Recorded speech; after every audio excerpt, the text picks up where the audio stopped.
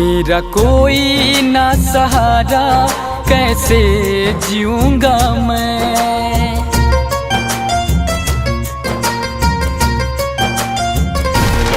मेरा कोई ना सहारा, कैसे जीऊंगा मैं। जब से तूने मुझको छोड़ा, कैसे रहूंगा मैं। मेरे प्यार में है सच्चाई, तूने की है बेवफाई। मेरे प्यार में है सच्चाई, तूने की है बेवफाई। ऐसे हालत में मुझको छोड़ो ना, तेरे बिना जाए कहाँ। तेरे बिना जाए कहाँ।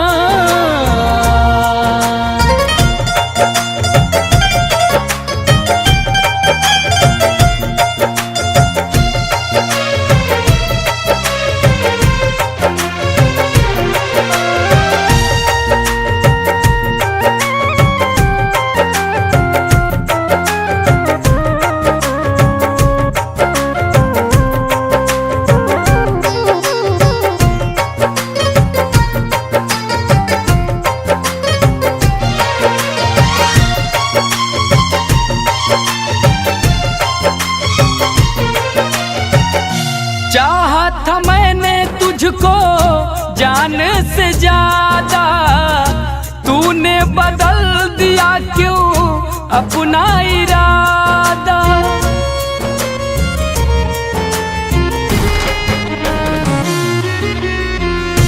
चाहा था मैंने तुझको जान से ज्यादा, तूने बदल दिया क्यों अपना इरादा।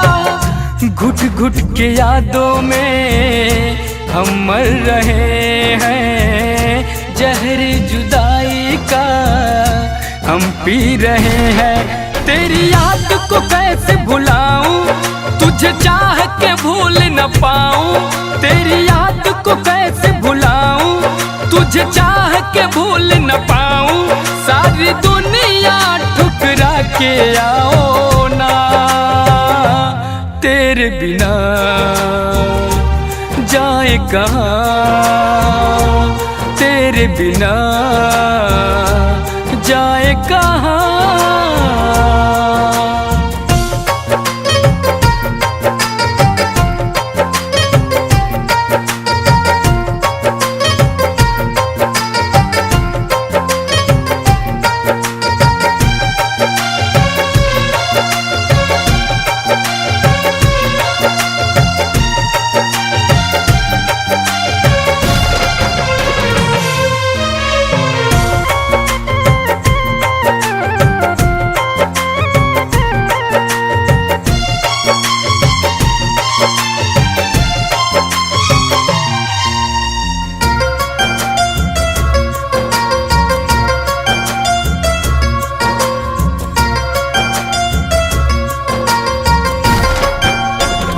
साथ जब निभाना ना था, प्यार किया क्यों। बीच सफर में मुझको छोड़ दिया क्यों।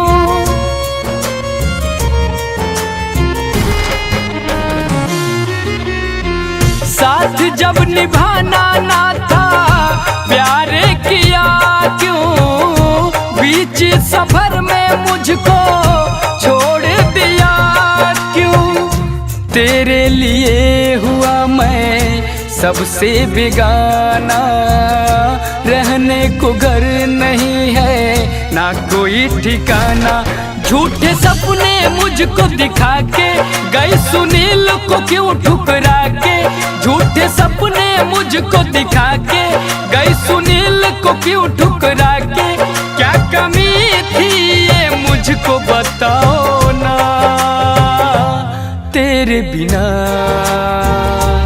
जाए कहाँ।